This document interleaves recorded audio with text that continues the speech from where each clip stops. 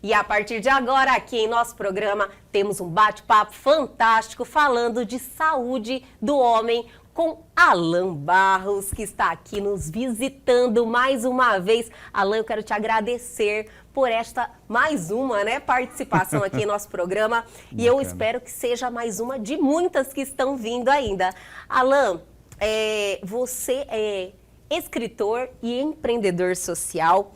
Escritor aqui, está com um livro aqui em nossa frente, que inclusive nós já batemos um papo falando desse livro, a gente vai dar uma sintetizada também nesse assunto, mas hoje você vem aqui para falar da saúde mental do homem, que é algo assim muito importante, né, Alan? Exato, Elga. Primeiro quero agradecer você, quero agradecer a todos vocês aí do outro lado da telinha. Obrigado por esse carinho, é que vocês não estão aqui para sentir, mas aqui a energia é incrível, a equipe da Elga é fantástica. A Elga é uma super anfitriã, né? Obrigada. Muito obrigado pelo carinho. Eu que agradeço. Eu volto quantas vezes foi necessário. Eu já estava aqui, Alan, olha, é a primeira, é a segunda, vai ter a terceira, vai ter a quarta. Eu sempre gosto da sua participação também, porque você fala com muita verdade e também com conhecimento de causa sobre esse assunto. Você traz esse assunto com muita responsabilidade. Então, vai de encontro ao nosso propósito aqui. Que viu? bom, então, que sempre bom. é bom te Muito ter feliz. aqui. Sou um telespectador do Elga e você e adoro Obrigada. estar sempre aqui quando possível. Você falou sobre saúde mental masculina, né, Elga? Isso. Então, a gente, no Novembro Azul, é de praxe, assim, já vem muito tempo, a gente falar sobre a prevenção do câncer de próstata e tudo mais. E eu enxerguei dentro do Novembro Azul um universo enorme para a gente falar não só sobre saúde masculina integral, né? Já que a gente é um ser integral, Sim. Corpo, mente e espírito. E a saúde está dentro desse tripé. Mas da gente falar sobre saúde mental masculina. E por que não a gente usar o Novembro Azul, que já é um mês no qual os holofotes já estão na saúde do homem como um todo, mas por que não falar sobre saúde mental masculina, uma vez que é um grande tabu, que dentro da saúde mental, dos meus estudos, desde quando eu escrevi o livro e tudo que eu vejo no grupo de apoio, ainda é muito tabu falar sobre saúde mental masculina, ou seja, os homens se reconhecerem com algum tipo de transtorno emocional, se reconhecerem com alguma vulnerabilidade, né? E agora a gente está muito com essa, eu acho que a palavra da vez, agora, além de empatia, é vulnerabilidade. Quando a gente mostra a nossa vulnerabilidade, a gente acaba conectando mais. Então eu pensei assim, por que não utilizar o Novembro Azul para a gente falar sobre essa depressão masculina, ansiedade masculina, a questão do suicídio, trazer alguns dados sobre transtornos em homens, suicídios em homem. Perfeito. Então eu fiquei muito feliz com esse gancho. Obrigado pela oportunidade. Perfeito. No entanto que eu já apresentei e falei saúde do homem. Exatamente. Porque o Novembro Azul já representa isso. E por que não falar de saúde mental? O homem, como você falou, o homem integral, né? Nós, mente, físico, corpo, espírito, vamos muito mais além. Você falou em algo do suicídio, falando de dados sobre isso. O homem, ele tem uma tendência ao suicídio 3 a 4 vezes a mais que a mulher, né? Exato. Na verdade, assim, o homem, pelo fato da cultura nossa... É tipo um fardo? É como se fosse isso. Carrega? Isso. Na verdade, eu estava, em alguma das minhas leituras, Elga, a gente entende que, por ser cultural, essa questão do homem trazer a força, do homem estar sempre forte, do homem ser provedor, o homem ele precisa demonstrar muita consciência, muita postura, né? E N outras questões, o homem tem essa dificuldade de lidar com as emoções. E dificuldade mesmo. Ele não sabe se reconhecer enquanto desmotivado, enquanto desesperançoso, enquanto ele não consegue mesmo. Porque uma matéria que eu li que me ajudou muito a entender esse universo masculino, né? Além de eu ser um homem falando sobre depressão, mas entender... Apesar de eu ser um homem falando sobre depressão, como eu estou nessa área do autoconhecimento já tem um tempo, eu fui diagnosticado com 15, então no livro eu falo sobre 20 anos com depressão, ansiedade e tentativa e pensamento suicida, eu já venho com essas emoções um pouco mais na cabeça, mas no geral os homens não têm. Então assim, tem emoções que os homens nem conseguem verbalizar. E como que eles verbalizam essas emoções? No isolamento. E uma coisa que é muito importante que eu quero falar para vocês que estão aí do lado da telinha, principalmente se você for mulher ou algum companheiro de algum homem que esteja passando por alguma situação, é muito importante o companheiro ou a companheira desse homem ter um olhar mais amoroso e caridoso e respeitoso e tentar ao máximo fazer com que aquele homem busque ajuda, sabe? Porque o homem mesmo, ele não conhece, não lida bem com fraqueza. Nem perceber, não, né? exato. Olha que Entendi. loucura. Não consegue lidar com fraqueza, com vulnerabilidade. Não está no DNA masculino. Não é criado assim. Não muito é pelo criado assim. contrário, você é forte, homem não chora, tem que demonstrar força, sim. você é o esteio da família, então tudo isso. E aí, quando a gente fala abertamente sobre busca ajuda se precisar, sabe, a vulnerabilidade faz sentido, não tem problema nenhum. Uma vez vulnerável não é para sempre vulnerável, que os diagnósticos dos transtornos emocionais, seja depressão, ansiedade, síndrome do pânico, burnout, borderline, eles existem justamente porque existe um protocolo em cima disso. E como todo protocolo, que quer dizer um tratamento, ou seja, então uma vez diagnosticado, vai haver um tratamento, tem os profissionais certos, eu sempre falo, e para você que está em casa, que busque um psicólogo, busque um psiquiatra, esses são os dois profissionais habilitados tecnicamente para poder justamente diagnosticar um transtorno emocional, né? Então é mais ou menos isso. Então, como que eu posso te falar? É como se o homem não tivesse esse repertório emocional, sabe? Sim. Então ele não consegue lidar com isso. Então, muitas vezes, os homens são mal compreendidos porque acham que não querem buscar ajuda. Talvez eles não queiram por falta de conhecimento. Então eu estou aqui justamente, e aí todas as pessoas que trabalham com isso, a gente sempre se predispõe a falar abertamente. Que tem esse repertório emocional, que não é uma fraqueza. A pessoa não está fadada ao fracasso ou à frustração porque tem uma depressão, porque tem uma ansiedade generalizada, porque está em síndrome do pânico, porque é inerente ao sexo. É isso que nós precisamos. Isso, não é? Homem ou mulher. Isso, homem, mulher, classe A, classe C, classe D. Não importa o cargo, de juiz a de repente um cargo um pouquinho mais baixo. Um trabalhador normal. Um trabalhor normal, um trabalhador rural. Isso, um trabalhador rural. Então, assim, é inerente ao ambiente, é inerente à classe social. Ou seja, cabe para todo mundo. O que não cabe é não buscar tratamento, não buscar ajuda por preconceito. Mas você, Alan, você vê o tabu que é isso, Muito. né? Você fala de saúde do homem, saúde física, né? Já é uma dificuldade você conseguir fazer o homem frequentar aí um profissional, um médico, fazer os seus exames, ter essa regularidade. O homem não, ele foge do médico, ele não vai, ele acha que não precisa. É tipo assim, olha, quem procura acha. Exato. Vai em último caso. Em último caso, e tem uns que se recusam mesmo. E quanto mais velhos, né, das gerações anteriores, é pior ainda. Eles se recusam a ir em um médico, principalmente com regularidade. Agora, falar de saúde mental ainda do homem, você vê a distância que nós estamos e a importância deste bate-papo com esse nível de esclarecimento que você tem. Que legal, eu te agradeço. E aí, voltando para os dados que você me perguntou sobre suicídio, o homem tenta menos, mas efetiva mais. Olha só! O homem tenta menos, mas efetiva muito mais. Então, a taxa de efetividade do homem é muito maior do que da mulher. A mulher, como mais ou menos isso que você falou, tem uma máxima aí da Organização Mundial da Saúde, que são os dados que a gente segue, né, no estudo de suicidologia, que é a ciência que estuda o comportamento suicida, que eu tenho formação nesse tema. Então, assim, entre 5 mulheres que tentam, 2 homens tentam e conseguem. Tem algumas máximas assim, né? Entendi. De repente, enquanto uma pessoa consegue efetivar o suicídio, 3 ao mesmo tempo estão tentando. Aí tem aquelas assim, falando de suicídio especificamente, a cada 40 segundos uma pessoa comete suicídio no mundo. É muita coisa, aliás, é muito menos que... É muito. Então, daria mais ou menos 800 mil pessoas por ano, Elga. Só que o dado não é mais esse. Esse é o dado defasado. É muito mais que 1 milhão. Então, é bem menos que 40 segundos. E no Brasil, a cada 45 minutos, uma pessoa comete suicídio. Uma pessoa comete suicídio, mas 3, 4, 10 tentam ao mesmo tempo, sabe? Então tem essas variações.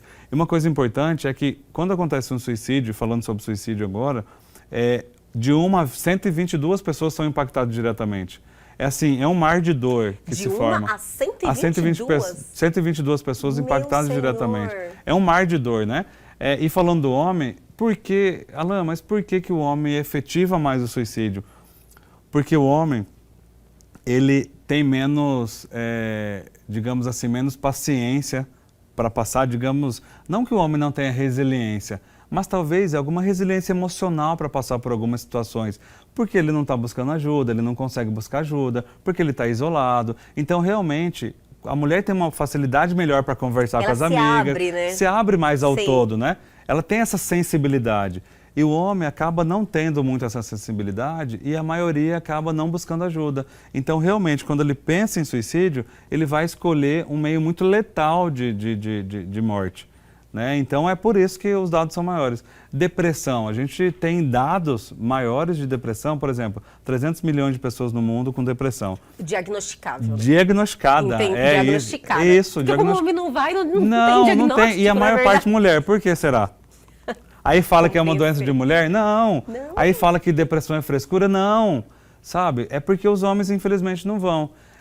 Então, é muito natural você ter vulnerabilidade em algumas áreas da vida, né? Eu acho que todos nós, e não necessariamente o vulnerável, ou de repente, você está mais cansado. Os homens, eles buscam mais, eles acendem uma luzinha amarela quando eles se sentem mais cansados que o normal e quando eles se sentem menos produtivo.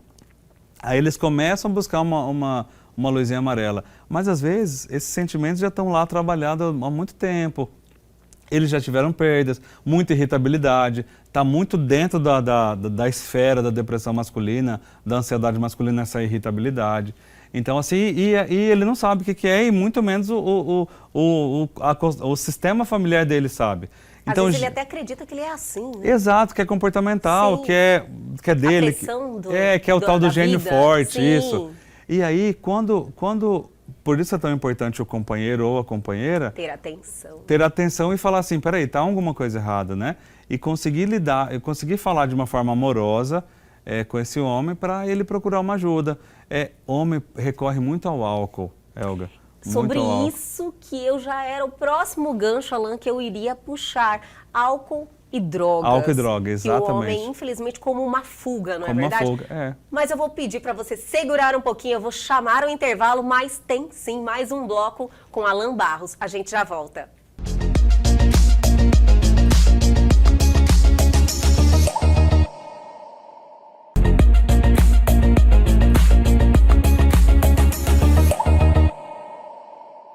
Estamos de volta e eu peço a atenção de todos que este programa é uma verdadeira oportunidade, porque estamos aqui com ele, Alan Barros. Eu estava fazendo elogios a ele aqui no intervalo, falando do seu esclarecimento, da sua forma de passar informação. A gente consegue entender assim, realmente, esse processo que é difícil, entender o homem também, assumir essa responsabilidade de ter atenção ao nosso pai, esposo, irmão, quem está próximo, que de repente não consegue nem identificar o que está acontecendo com ele. Então, às vezes, a gente, como mulher, como pessoas que tem uma sensibilidade maior a mulher e também não tem medo de ser vulnerável. Exato. Nós realmente não temos esse problema.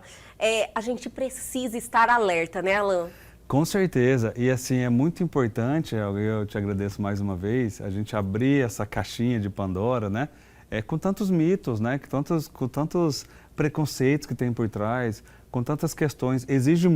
Ainda existe muito preconceito na saúde mental. Demais. É muito. Então, por exemplo, só que eu falo, esse ano eu trabalhei bastante no Setembro Amarelo, que é o mês de combate e prevenção do suicídio. Não veio aqui no setembro, Alan, verdade. Mas foi bom que eu estou vindo em novembro, Sim. Porque aí a gente está abrindo mais esse portal, né, para a gente poder trabalhar sobre isso. Então, eu falava para as pessoas, chega de... A gente já passou do tempo de achar que depressão é frescura, chega de achar que depressão é falta de Deus. Deus é super importante no processo. Lembra que a gente falou... Comodismo, vai trabalhar, isso, sabe? Exatamente, comodismo, Sim, frescura, preguiça, doença de rico. Chega desses preconceitos. Acabou os preconceitos. Assim como eu brinco, eu não permito mais esses preconceitos dentro da saúde mental, porque eu sou um ativista justamente para desmistificar, principalmente no suicídio, na depressão. Vamos parar com o preconceito em relação à depressão masculina, ao transtorno emocional masculino, e que os homens que estão me assistindo entendam que seres humanos tem questões emocionais, ponto. Sim. Não é sobre ser homem ou mulher, ser fraco ou forte, ser provedor ou não. A maioria, e eu vou te dar um dado, eu vou trazer algumas pessoas muito famosas que têm problemas emocionais. Gustavo Lima, ele tem um transtorno de ansiedade generalizada altíssimo, que fez a virada para a depressão, e ele abandonou várias vezes, no palco ele abandonou a carreira. E ele só se tornou o embaixador, é algo super forte, eu acompanho. O embaixador, porque ele aceitou o tratamento, né? Olha, então a gente tem o Felipe Neto com, sei lá, 50 milhões de seguidores no YouTube, que recentemente, uns 6 meses atrás, talvez menos, ele declarou que ele tem depressão e que ele ia sumir um pouco da internet para se tratar. Falta de Deus? Por que, então, se é falta de Deus, por que o padre Marcelo Rossi quase morreu de depressão? Perfeito. Da Igreja Católica. Verdade. Se é falta de Deus, por que o padre Fábio de Mello, que faz um trabalho estrondoso para o bem, quase foi internado com síndrome do pânico fortíssima? Olha esses então, exemplos, sabe, que você olha como traz. é importante. E o Whindersson Nunes, para a gente encerrar os famosos. Verdade, não tem, o Whindersson Nunes também, aquela pessoa que você vê, né, com a autoestima lá em cima. E muito rica. Então, assim, nas palestras que eu ministro, eu falo sobre, não é sobre ter, é sobre ser. Porque o Whindersson Nunes tem muito. Ele é um homem extremamente bem sucedido, a conta bancária dele, na hora que você olha na conta corrente, olha que você olha na conta corrente, deve ter milhões e milhões e milhões, infindáveis zeros à direita, mas que tem uma depressão profunda, que está em tratamento e que pensa realmente a abandonar a carreira, né, para descansar, para se tratar. Então, assim, não é sobre ter. Então, o homem não precisa ficar preocupado sobre, nossa, mas eu sou homem, mas eu preciso ser, Ele acha que ser é ter. Sair dessa pressão? Exato, a pressão masculina. Então, tá sendo falado muito sobre masculinidade tóxica. Eu ouvi falar também. Como que nada mais é do que, como que a gente vem sendo tratado enquanto homens, e o que a gente está ensinando para os nossos filhos depois, né, disso. Eu não estou falando que tem que desfazer tudo que a gente aprendeu, mas eu acho que tem que ressignificar isso. A principal questão que é tratada na masculinidade tóxica é isso, que o homem não chora. Mas se o homem não pode chorar, ele não pode demonstrar emoção. E se o homem não tem emoção, ele não é integral na vida. Sabe, tudo que você está falando, Alan, ainda tive aqui, pensei em algo. Se ele não assumir ou não entender que ele tem um problema, uma patologia, algum tipo de problema, transtorno, ele tem que entender que tem tratamento, ele não precisa arrastar essa Não, corrente. jamais. Ele pode ter uma vida diferente, tipo, após o tratamento, você muito muda melhor, totalmente. Você está entendendo? Então, às vezes, tem pessoas, homens, que passam a vida inteirinha carregando esse fardo. E como hoje em tem, dia tem muito tratamento, tem muito esclarecimento. Nossa, não é verdade? E assim, o que eu acho que que eu fico muito feliz em relação ao meu trabalho, é que eu não sou psicólogo nem psiquiatra, eu sou um escritor e um empreendedor social nessa área de saúde mental, mas que eu acabo entrando como num espacinho ali, alguém que estava precisando, que era de um sobrevivente, sabe? Perfeito. Um sobrevivente da depressão, da ansiedade, do suicídio principalmente. Então, assim, com muito carinho e respeito, eu quero parabenizar aqui no programa da Elga, com muito carinho e respeito mesmo, todos os psicólogos e psiquiatras que trabalham assim, incansavelmente, para que a gente amplie essa consciência, né, da saúde mental. Então eu entro como terceiro ali, como sobrevivente. E aí, de alguma forma, e com bastante ética e com bastante bom senso, eu tento passar para as pessoas, de uma forma um pouco mais fácil, todo esse universo da saúde mental. Sim. Então é isso que eu me proponho a fazer. Então por isso que eu fico muito feliz de poder, de repente, dialogar sobre isso. Você falou sobre drogas Isso que eu iria agora. Eu falei, Alan, olha só, vamos lembrar do ponto. Finalizamos o bloco anterior, tá todo mundo curioso, falando, e o álcool e as drogas? Tem muita relação com o homem, que é uma fuga deles, né? É uma fuga de muita gente. Na verdade, assim, quando o álcool e a droga, nada mais é do que uma compulsão, certo? E a compulsão, o álcool e droga é como se fosse uma afinidade maior que você tem. Mas o que deve ser tratado é a compulsão.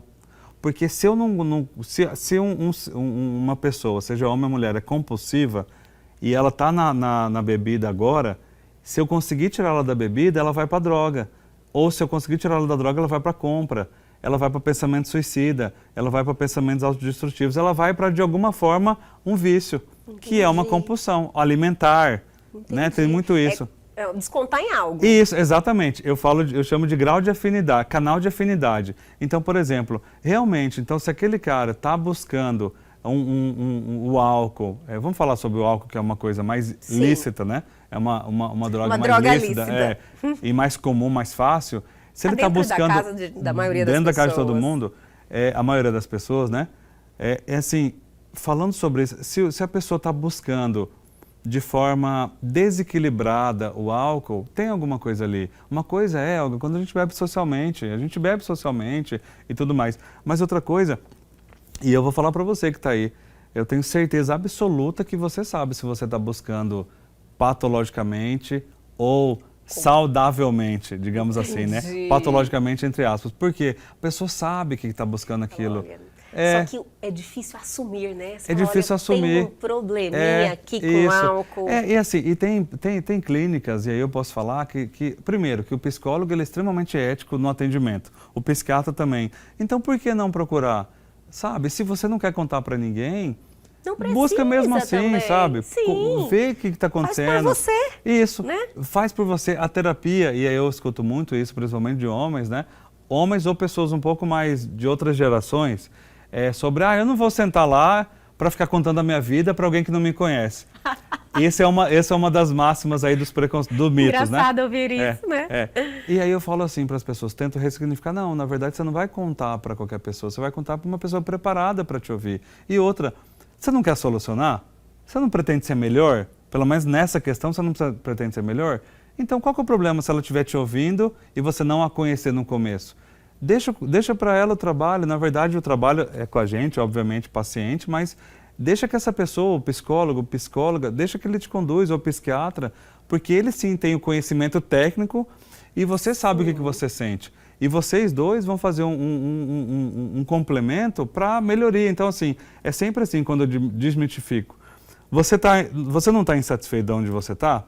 Então, só tem 2 profissionais emocionais capazes de fazer isso. Aí você tem tratamentos complementares, que é terapeuta integrativo, exercício físico, alimentação, outros tipos de terapias e tudo mais. Tem também como complemento.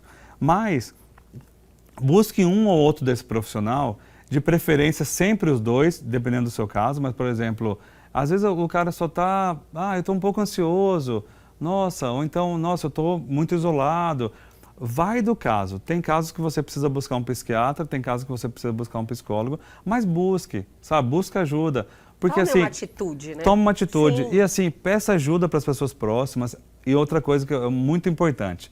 Infelizmente, Helga, a família e os amigos não necessariamente vão ser as pessoas mais indicadas para você, para te ajudar nesse momento. Entendi. Assim, digamos que você tem um amigo especificamente que você pode desabafar e você sabe que você pode desabafar. De repente alguém da família que você sabe, a gente sabe aquelas pessoas que são mais sensíveis, que podem nos escutar. Mas tirando isso, não é dali que você vai conseguir muito apoio. Embora a família seja muito importante como rede de apoio, mas assim, a família precisa compreender também. Então, às vezes a gente se frustra ao de repente, buscar ajuda ou querer uma ajuda da família, da própria família. Então, para isso tem os profissionais. E a partir do momento que você vai se aceitando, você vai ajudando, inclusive, a sua família a te entender. Isso que é o mais impressionante no tratamento, né? Acaba um trabalho em conjunto, né? Vira uma rede de apoio. Então, assim, a gente tem autorresponsabilidade pela nossa vida. Perfeito. O álcool, ele é uma ferramenta muito depressora, Helga, para o sistema nervoso central, muito depressora. Então, assim, eu brinco que não é uma brincadeira, mas pelo menos para trazer um pouco de humor, que aquele porre que você tem no dia, dependendo da sua idade, não é mais um porre, é um estado deprimido. Sim, sabe? Como então, você assim, fica doente, né? Exato, porque traz não mesmo. Não é ressaca. Não é ressaca só. Sim. Claro, é uma ressaca do corpo que está desidratado por conta do álcool, mas também é um quadro deprimido E se você repete isso dia após dia, e se você cura sua ansiedade com álcool, se você cura sua depressão, entre aspas, com álcool, se você está em síndrome do pânico e não sabe, com álcool, isso vai gerando uma bola de neve e outra. E os transtornos emocionais, eles se evoluem. Olha só que importante essa informação. Eles evoluem conforme o tratamento não adequado. Então, por exemplo, o meu primeiro diagnóstico era depressão. Depois eu não tratei direito e virou transtorno depressivo ansioso, ou seja, depressão e ansiedade no mesmo quadro. Sem tratamento adequado novamente, foi para transtorno bipolar. Depressão bipolar que é o meu diagnóstico. Então, hoje em dia eu estudo bastante bipolaridade, até porque é o transtorno que mais faz a virada para o suicídio, a bipolaridade. Sério? Eu não sabia. Sim, é um dos que mais, dentro do universo dos transtornos emocionais, dos suicídios que já tiveram, dos tentantes de suicídio, o bipolar é o que mais faz essa virada. Então, eu estudo bastante isso. Então, assim, o transtorno emocional, ele evolui, né? Então temos que tomar cuidado, temos que tratar desde o começo. E aí, minha gente, estão gostando? Que bate-papo fantástico, né? Vamos dar uma paradinha, mas é bem rapidinho. A gente já volta.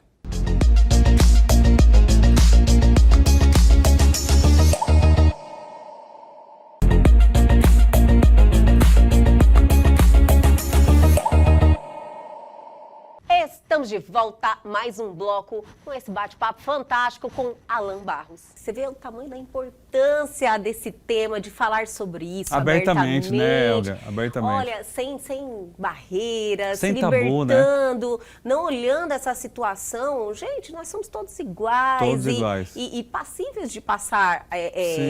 desenvolver alguma patologia desse tipo, principalmente nesse momento agora, pós-pandemia, né, Alan? Totalmente, isso influencia muito, Elga. Tenho certeza que muitas pessoas aí desenvolveram algum tipo de ansiedade, depressão com essa pandemia, que foi um momento que deixou todos vulneráveis, né? Muito.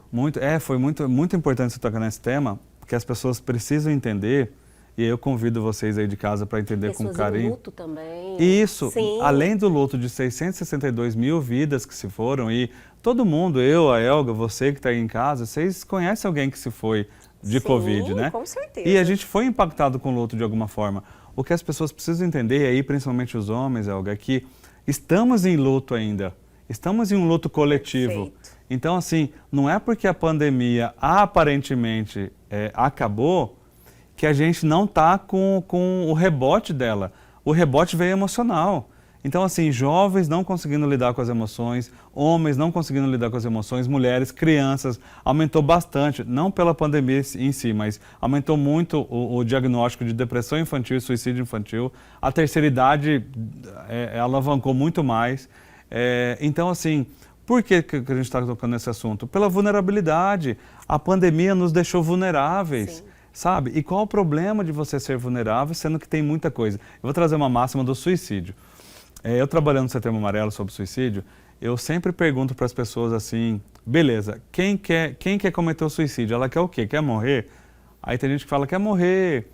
Mas a maioria já sabe, fala bem assim, quer aliviar a dor, quer deixar de doer, né? Deixar de sentir dor, quer dar uma aliviada, quer diminuir a dor. E eu faço uma ressignificação na hora. Eu falo bem assim, bom, se vocês estão me falando que quem quer cometer o suicídio ou tenta cometer o suicídio não quer morrer, quer aliviar essa dor, e se eu falei até agora que todos os tratamentos que eu falo é para aliviar a dor, por que essa pessoa precisa passar por isso, sabe? Perfeito. Né? Então, assim, peraí, então se eles não querem morrer, se eles querem aliviar a dor, vão procurar tratamento. Busque o tratamento. Pronto, exatamente, psicólogo, psiquiatra, terapeuta integrativo, terapeuta holístico, tudo, meditação, alimentação, exercício físico, que é fantástico, sabe? Tudo que você tem, homeopatia, não importa, mas busca o tratamento, porque esses sim aliviam a dor. Fora os tratamentos mais tecnológicos, que tem estimulação magnético transcraniana, eletroconvulsoterapia, que é o EMT, ECT, que já são tratamentos de altíssima geração, para principalmente depressão, quadro depressivo grave. Eu sabia de tudo isso? Tem. Não, tem muita coisa. Então, assim... Maravilha. E cada dia mais, já estão falando sobre o canabidiol, acho que é assim que fala, canabidiol. Isso. Sobre que está bem polêmico, né, nessa semana. Né, porque o THC, né, que vem da maconha, tem esse preconceito, mas que está ajudando muita gente. Lembrando que não é a maconha, isso que as pessoas têm que entender. É um componente químico que tem na planta, que faz muito bem. Então, assim, tem mais isso. Não tem nenhum tipo de alteração, Não, né? não tem. Na verdade, tem De muita prazer, melhora. não tem nada a ver. Tem melhora. Outra coisa muito importante, ainda bem que a gente está puxando, a gente está falando. Medicação psiquiátrica. Gente, já passou daquela época que a medicação viciava, Elga. Medicação psiquiátrica, os medicamentos psiquiátricos evoluíram muito em tecnologia, não viciam mais, a maioria deles não tem nenhum digamos assim, nenhum sintoma. Diminuiu, né? Diminuiu. E aí falar do efeito colateral, Sim. falar de uma coisa que é muito de homem, impotência. Esquece isso. Realmente, tinha esse libido e estigma, impotência. É verdade, que o homem perde a libido. Perde libido, fica, né? Sim. Não tem mais isso. E aí eu quero realmente que as pessoas que estão nos assistindo tenham isso na consciência. Os remédios estão muito tecnológicos, então tem remédios que pode alterar um pouquinho no começo, a libido. Estabiliza daí depois? Depois volta ao normal. Tem remédios que não deixam impotente, ou impotente sem libido, desde o começo não deixam. Ou seja, sempre o seu médico, né, o médico desse homem que está buscando ajuda vai saber o que dá, o que precisa, vai testar, né? Falando em medicamento. Falando em terapia é você com o terapeuta, você com psicólogo ou psicóloga, né? E é o seu momento, assim, você paga a sessão para você ter aquele momento só para você. Quantas vezes o homem, e a gente está falando mais sobre o homem hoje, quantas vezes o homem não tem um espaço para ele? Quantas vezes é tanta cobrança, autocobrança? Eu falo que no momento que eu estou na minha terapia, com a minha terapeuta, é um oásis ali para mim. É porque eu tenho 2 filhinhas pequenas, né? Tenho uma esposa, tenho 2 filhinhas, tenho tanta cobrança, tenho tanta autocobrança. Então, assim, é um oásis para mim. Então, por que não? E é tão bonito quando eu vejo que famílias já vão à terapia, o homem vai, lá em casa todo mundo vai. Terapia familiar. Lá em casa até minhas pequenininhas vão na terapia já. Maravilhoso, porque essa fase da vida, né, que é uma fase vai tão ajudando a lidar melhor, sim. né? Então assim, não é mágica, mas é um buscar e assim, é o que você falou um pouquinho antes. A gente consegue viver uma vida normal, a gente consegue voltar a ser, eu quero sabe, plantar essa integral. Esperança, né, dentro do coração, falar, nossa, eu quero voltar a sorrir, quero ter uma vida vida feliz, leve, ser grato pela vida, por esse momento que a oportunidade que nós temos aqui com a nossa família. Né? E assim, e aí fazendo um gancho com a prevenção do câncer de próstata, que é muito, eu achei muito, digamos assim, como que eu vou buscar a palavra, mas eu achei muito categórico, eu achei muito bacana essa correlação do câncer, do exame de próstata, que a gente sabe que é desconfortável para o homem, que traz muito tabu. Muitos não fazem. Muitos não fazem, e aí acabam descobrindo depois, por outros momentos, e acabam morrendo, ou acabam desenvolvendo um câncer mesmo, né? Se não fosse tão importante, a mídia, os conselhos de medicina não fariam tanto esforço para descaracterizar isso, né, Elga? Porque é o câncer que mais mata homens, é o de próstata. Eu tive casos... É o número 1 dos homens. Sim. Eu tive casos de câncer de próstata na família e é muito triste. E realmente foi por conta disso, não houve essa prevenção. Bom, mas fazendo a alusão de todo o tabu e preconceito que envolve o câncer de próstata com a saúde mental, é a mesma coisa. Então, o câncer de próstata convida o homem a ser vulnerável, a sofrer bullying dos amigos, aquela brincadeirinha, né, que para uns... Tá chegando a hora, é isso, exatamente, que para uns finge que lidam de bem, mas para outros não. Essas brincadeirinhas atrapalham os homens que poderiam buscar. Então, fazendo a alusão a isso, né, a correlação, é muito parecido o mito e o preconceito que tem no exame de próstata com a saúde mental masculina. Verdade. Então é isso que a gente veio meio que descortinar e abrir essa caixinha aí. Maravilhoso, Alan. Olha, adorei esse bate-papo, de verdade, vou te elogiar mais uma vez. Você realmente detém um conhecimento muito grande nesse assunto, estudou, pesquisou, tem conhecimento de causa e se expressa muito bem. Então eu quero te agradecer a sua participação e tenho certeza que ajudou muitos que tiveram a oportunidade de assistir esse bate-papo maravilhoso. E te quero mais vezes aqui, Com certeza, Alan. De verdade, engrandecendo o nosso programa. Obrigado. Eu já sou um telespectador, eu te falei. Eu adoro o programa Elga e Você. Obrigada. E assim, tem amigos queridos que já passaram por aqui. E agradecer mesmo pela oportunidade, porque é muito importante. Eu acho que a gente acaba sendo algum canal de luz mesmo, né? Um portal de luz. Eu acho que, e aí fazendo uma alusão ao isqueiro, um isqueiro apagado e outro aceso, é como se a gente fosse um isqueiro aceso que vai acendendo os outros isqueiros que estão apagados. Eu acho que é isso que a gente vai conseguindo com esse trabalho. Contaminando o seu, as pessoas, isso. Na verdade, levando contagiando com luz, né?